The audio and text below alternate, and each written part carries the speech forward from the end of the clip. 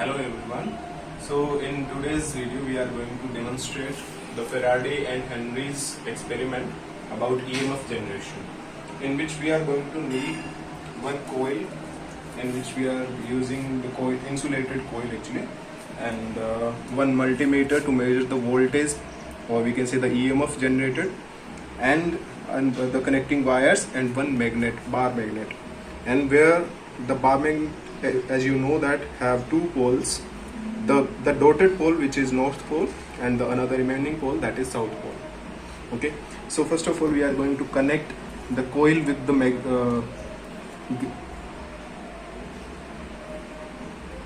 multimeter.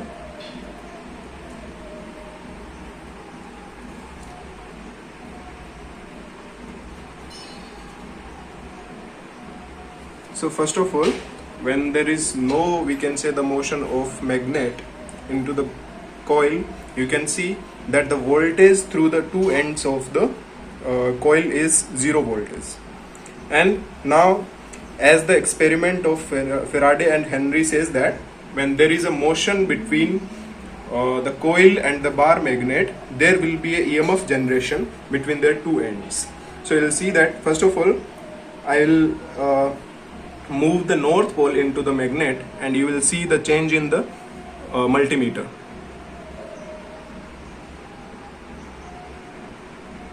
And you will see that although there is a bar magnet inside the coil, but since there is no motion, so there is no EMF generation.